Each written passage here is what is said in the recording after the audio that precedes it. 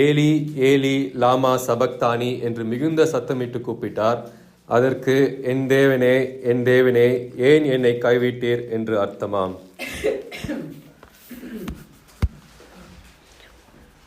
நாம் ஜெபித்து இந்த வார்த்தைக்குள் கடந்து செல்வோம்.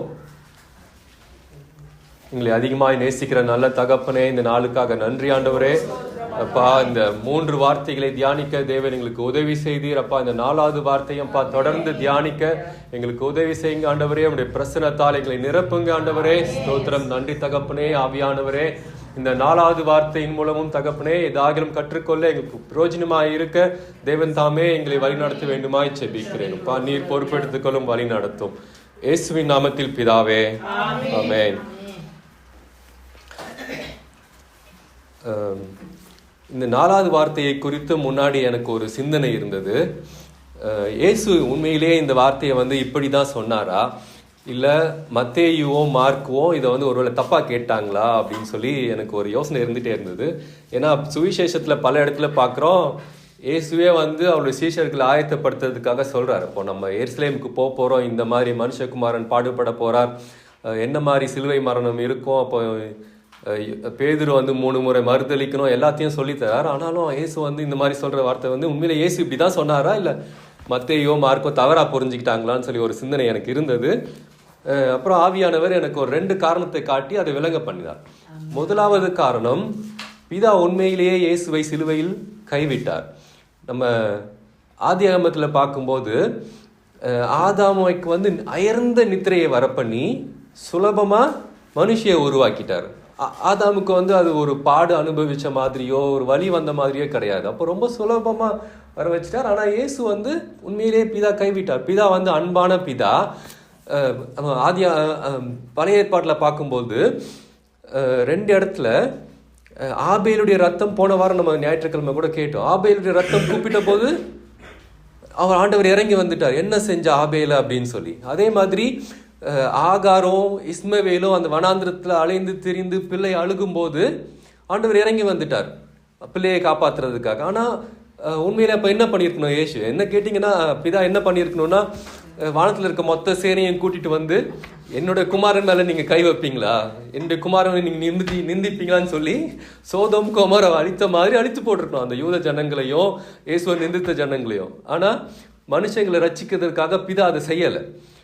உண்மையிலேயே அப்போ அந்த கொடிய பிதா உண்மையிலே கைவிட்டார் அந்த இடத்துல. அதனால இயேசு சொல்றார், ஏலி லாமா சபக்தானி. 2வது காரணம், அந்த சிலுவை பாடுகள் ரொம்ப கொடியது.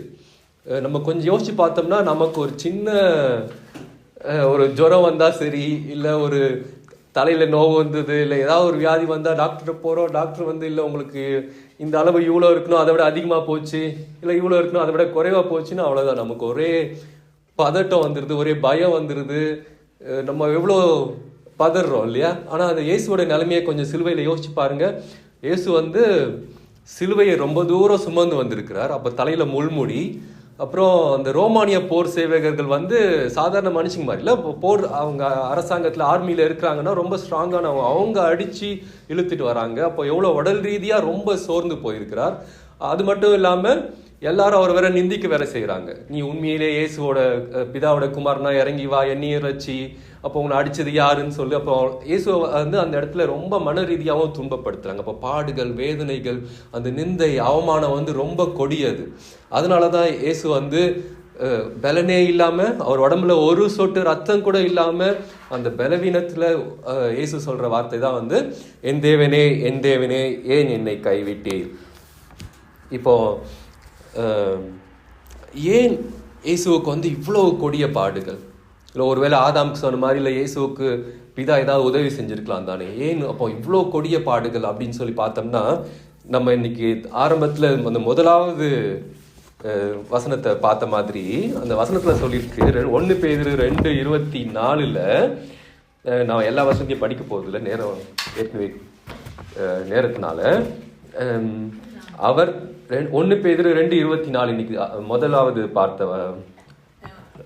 வசனம், அவர் தாமே தமது சரீரத்திலே நம்முடைய பாவங்களை சிலுவையிலே சுமந்தார்.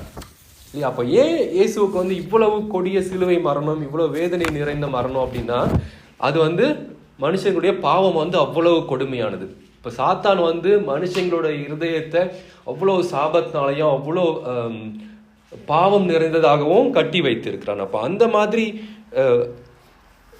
கொடுமையான பாவத்தில் இருக்கிற மனித குலத்தை வந்து ரட்சிக்கிறதுக்காக தான் இயேசுவுக்கு பாடுகள் நிறைந்த சிலுவை மரணம். இப்போ பாவம் தான் எல்லாத்துக்கும் காரணம் அப்படின்னா, நாம் வந்து பாவம் எங்கே தொடங்குது, அதை எப்படி தவிர்க்கிறது அப்படின்னு சொல்லி தெரிஞ்சுக்கணும் இல்லையா? இப்போ பாவம் எங்கே தொடங்குறது அப்படின்னு பார்த்தா, எரேமியா 17:9 சொல்லுது, இருதயமே திருக்குள்ளதும் மகா கேடுள்ளதுமா இருக்கிறது. அப்புறம் மத்தேயு 15:19 எழுதியிருக்கு, இருதயத்திலிருந்து பொல்லாத சிந்தனைகளும் கொலைபாதகங்களும் விபச்சாரங்களும் வேசித்தனங்களும் களவுகளும் பொய் சாட்சிகளும் தூஷணங்களும் புறப்பட்டு வரும். அப்ப எல்லாத்துக்கும் எது சோர்ஸ்? எல்லாரும் எங்கிருந்து தொடங்குது? இருதயம். அப்ப இருதயத்தை நம்ம காத்துக்கொள்ள வேண்டும். அப்ப இருதயத்தை காத்துக்கொள்ளணும். அப்ப எப்படி காத்துக்கொள்வது? இல்ல, அதுக்கு வந்து நீதிமொழிகள் 4:23, சங்கீதம் 119:13, பிலிப்பியர் 4:6-7 இதுல சொல்லியிருக்கு, வேதத்தில் பிரியமாய் இருக்கிறதுனாலையும் எல்லாவற்றையும் குறித்து நம்முடைய விண்ணப்பங்களை ஜெபத்தினாலும் வேண்டுதலினாலும் தேவனுக்கு தெரியப்படுத்துவதாலும் நம்முடைய இருதயத்தையும் சிந்தனையையும் காத்துக்கொள்ள முடியும். யா, ஆமென். அப்ப பாருங்க, நம்ம இருதயத்தையும் சிந்தனையும் காத்துக்கொண்டா, இந்த படத்துல இருக்கிற மாதிரி அந்த 3 குரங்கு ஞாபகம் வச்சுக்கோங்க. அப்ப நம்ம சிந்தனையில, நம்ம பேசுறதுல பாவம் இருக்காது, நம்ம கேட்கறதுல பாவம் இருக்காது. 3லையும் நம்ம பேசுறது, கேட்கறது, பார்க்கறது 3லையும் பாவம் இல்லாம நம்மளை காத்துக்கொள்ள முடியும். இப்போ இயேசுவுக்கு வந்து இவ்வளவு பாடுகள் நிறைந்த சிலுவை மரணத்துக்கு பலன் என்ன, அதோட விளைவு என்ன நடந்தது அப்படின்னு பார்த்தோம்னா, வெளிப்படுத்தல் 1:18, யோவான் 14:6, மத்தேயு 28:18 இதெல்லாம் சொல்லுது, பிதா சகல அதிகாரத்தையும் இயேசுவுக்கு தந்து அவருடைய வலது பாரிசத்துல உட்கார வச்சு குமாரனை மகிமைப்படுத்தினார். ஆமென், அல்லேலூயா. அப்போ அது மட்டும் இல்ல, நம்ம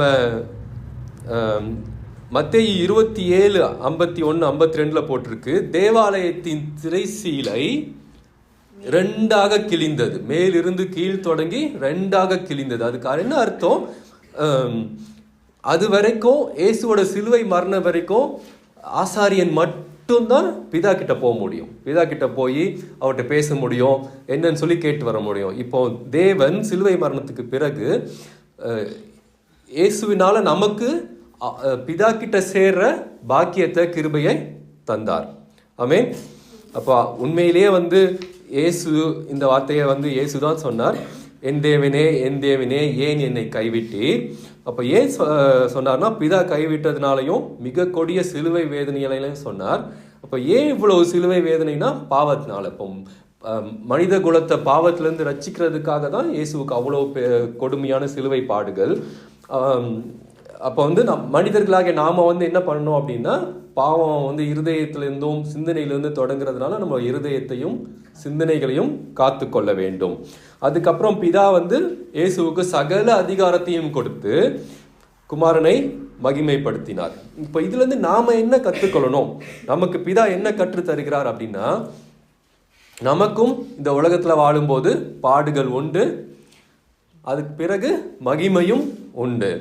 அப்போ பாவமே செய்யாத இயேசுவை என்ன பண்ணுது இந்த உலகம்? அப்போ நம்மளை சும்மா விடவே விடாது. நமக்கும் அவமானம் இருக்கும், நிந்தை இருக்கும், வியாதிகள் இருக்கும், அதன் பிறகு மரணமும் கண்டிப்பா இருக்கும். ஆனா இவற்றின் மத்தியில் நாம் நம்முடைய சாட்சியை காத்து கொண்டால், சாத்தானை எதிர்த்து நின்று ஜெயித்தால், ஆண்டவரை உறுதியாய் பற்றி கொண்டால் நம்மையும் தேவன் மகிமைப்படுத்துவார்.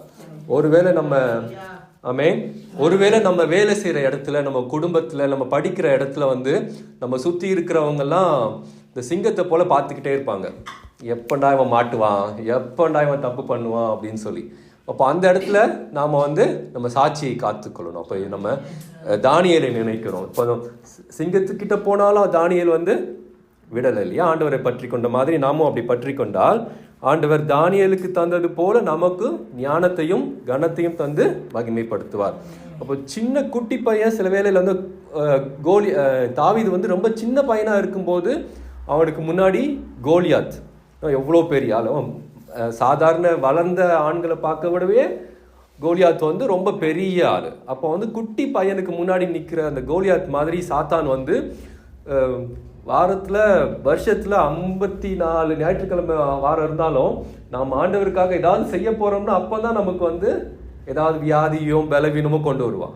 இல்லை நம்ம எதிர்பார்க்கவே பார்த்திராத மலை மாதிரி ஏதாவது ஒரு பிரச்சனையை கொண்டு வந்து சாத்தான் வந்து சாத்தானுக்கு நல்லா தெரியும் இவனை வந்து எப்படி கீழே தள்ள முடியும் அப்படின்னு சொல்லிட்டு அதை கொண்டு வந்து நம்மளை வந்து கீழே தள்ளி போட சாத்தான் பார்க்கும்போது நம்ம வந்து அவனுக்கு எதிர்த்து நின்று வசனத்தின் மூலம் ஜெயிக்க வேண்டும். நம்ம ஜெயித்தோம்னா ஆண்டவர் வந்து நம்மை தாவீதை போல ராஜாவாக அபிஷேகம் செய்து மகிமைப்படுத்துவார்.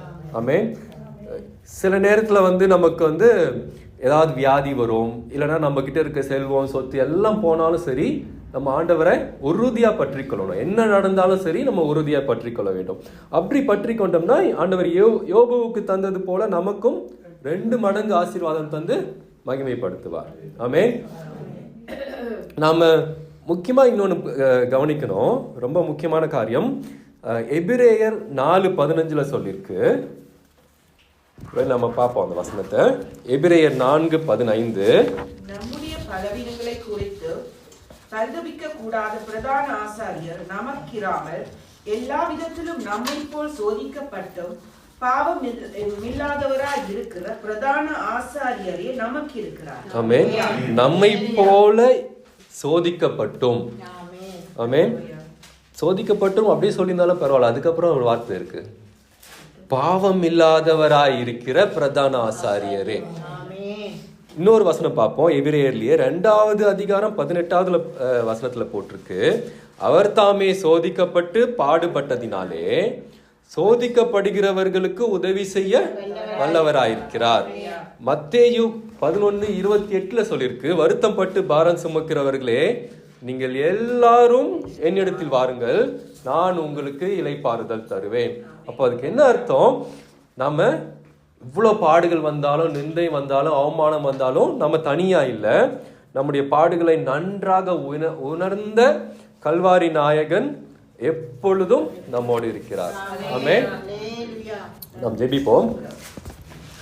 அன்பான நல்ல தகப்பனே, அப்பா இந்த 4வது வார்த்தையை தியானிக்க நீர் கொடுத்த கிருபைக்காக நன்றி ஆண்டவரே. ஸ்தோத்திரம் தகப்பனே. அப்பா பாவமே எல்லாத்துக்கும் முக்கியமான காரணம் தகப்பனே. அதிலிருந்து தகப்பனே அப்பா எங்களை காத்துக்கொள்ள, எங்களுடைய சிந்தனையை ஆண்டவரே காத்துக்கொள்ள, எங்கள் இருதயத்தை காத்துக்கொள்ள தேவன் எங்களுக்கு உதவி செய்யுங்க. அப்பா உங்களுடைய வேதத்திலே பிரியமாக இருந்து அப்பா எல்லாவற்றையும் ஆண்டவரே உம்மிடத்தில் ஜெபத்தினாலும் வேடுதலாலும் தெரியப்படுத்த தேவ சமாதானம் ஆண்டவரே எங்கள் இருதயத்தையும் சிந்தனையும் காத்துக்கொள்ள உதவி செய்யுங்க தகப்பனே. அப்பா உங்களுடைய பிரச்சனை எங்களை தொடர்ந்து வழி நடத்திடும் தகப்பனே. அப்பா நாங்கள் ஆண்டவரே எந்த சூழ்நிலை வந்தாலும் ஆண்டவரே உண்மை உறுதியாய் பற்றி கொள்ளவும் ஆண்டவரே சாத்தானை எதிர்த்து ஜெயிக்கவும் எங்களுக்கு கிருபை தாங்க ஆண்டவரே. நீர் ஆண்டவரே எங்களை தொடர்ந்து வழி நடத்துங்க. இயேசுவின் நாமத்தில் ஜெபிக்கிறேன் நல்ல பிதாவே. ஆமென். ஸ்தோத்திரம்.